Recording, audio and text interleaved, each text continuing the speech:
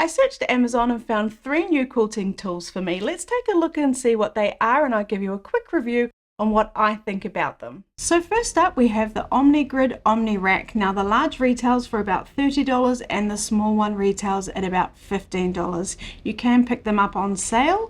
Now, as you've probably guessed, they're to keep our rulers nice and tidy. Let's open up the large and take a closer look.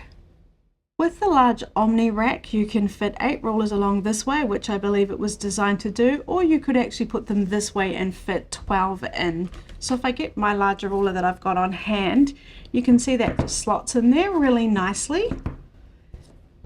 And it just fits in there perfectly. And then if I take another, I can just slot them in. Now, I only have these size rulers on me at the moment, but I do have larger ones that also work in here. So you can put your largest ruler in here. It's just going to hang off the end a little bit. And then of course the smaller ones could fit in. You could even layer them up. For example, those two fit in there perfectly. Now in the front here, there's actually these, I think they're meant to be like little storage compartments. You're meant to put in like maybe safety pins and just little bits and bobs. I personally don't think that's very handy, and I would have preferred it just to be all the same with the grids, but nevertheless that is how it's designed. What you can actually do is still put this one right in the middle there, and it's perfectly fine. So personally, I would probably turn it around and put those at the back so you couldn't see it, because I think my ruler is still really nice and secure in there. So I don't have a lot of space for my sewing tools, but I really am going to make an effort to find somewhere to put this, because I love the idea of having all my rulers in one spot. I don't actually have a lot of them. This is almost all of them other than my bigger ones. And I love the idea that they're not going to get scratched. They're not touching each other, therefore they are not getting scratched, and I absolutely love that. If I just take the rulers out for a minute, I just wanted to show you that it's flexible. So it's really like soft plastic. It's not a hard plastic, so the rack itself is not going to scratch your rulers. For example, if it was wooden, I do worry that that might actually scratch my rulers, but this is it's not soft, like I can't squeeze it and it's not all squishy, but it's not like a really hard rigid plastic, so I really do like that. So I think these are for the win. If you had room, I would probably get both and use the smaller one for my smaller rulers and this one for my large. Like I said, you could turn this around and you could put a lot of rulers in there, but I really do think this is a nice little gadget to have to help keep those rulers in order and not being scratched.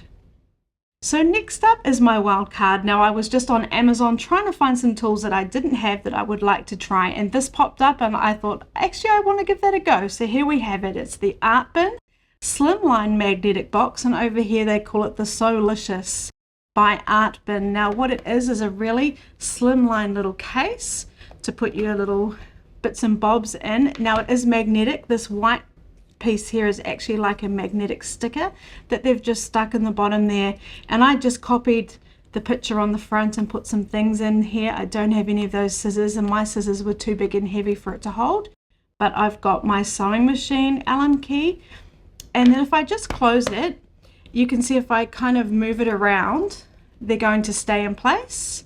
However, if I give it a shake, it's not strong enough, the magnetic sticker there, to hold them in place. So it's not a super strong magnetic box. It is kind of cute and handy. It might be really great if you use a lot of needles and like travel, and I think it would be nice to keep them all in order, but it's not going to hold heavier things in place. Now if I just take these out just to show you, and now I don't know if it's just my pins, but it wasn't really a fan of the pins. You can see they're not really sticking, so I don't think it's for pins necessarily. I think it would just be for just doing things in nice single layers, like I had my bobbins and the needles and the Allen key. So anyway, that was a bit of a wild card. I think it might be a nice to have, and you might have in mind something that it would be absolutely perfect for. You might just like to have cute little boxes like this, just to put little different knickknacks in. I'm a bit of a minimalist, so I don't really know that I need this. I just wanted to show you, for example, I've got my clover unpick, or jack some people like to call them. if I pop that in there, oh, I don't want those needles to get in the way, it doesn't fit. So the clover unpick is too thick. So just to give you an idea of how slimline it is, however, it does hold my bobbins perfectly. So you'll find these on Amazon for around $10, but let's move on to my favorite new tool. So lastly, we have my favorite new tool, and if you've been following me for a while, you know I've been on the hunt for a rotating cutting mat, and I've tried out a few, but I do think this is my favorite, well, so far. So it's the Omni Grid rotating cutting mat, and it's the 14-inch wide one. Let's take a closer look.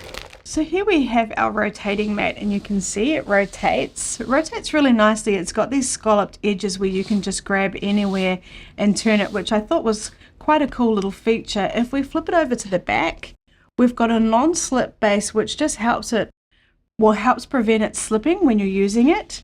And then the base and the mat itself, they're actually attached, so they don't come apart, which some of them do, and I wasn't really a fan of that.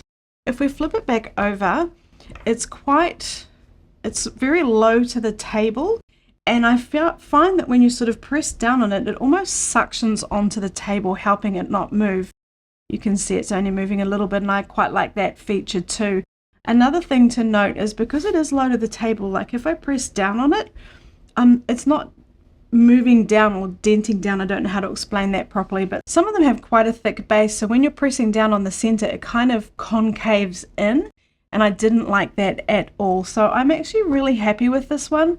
One thing to note is I don't think the numbers on here are that easy to use.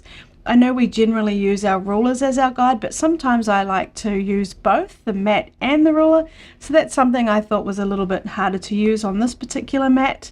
And we do have our 45-degree angle lines, and you can see 60 and 30, but let me show you how this works. So I've got my half square triangle that I need to trim. Now I'm popping it right in the center. We don't want to pop it on the side because then we're kind of reaching up and over when we don't need to be. So right in the center, I'm going to place my ruler on top and then trim all 4 sides. Now I'm happy to cut that side. That's really nice and easy for me. But I'm not good, and I know some people can cut like that. It just goes all wonky and it doesn't work for me. And that's when a rotating mat is really handy. So I'm just going to apply some pressure and turn to my next side. And we just repeat this until we've cut all 4 sides. And those scallop edges do really help you to turn it. I keep going to move it here and it doesn't want to move easily, but those scalloped edges really do help.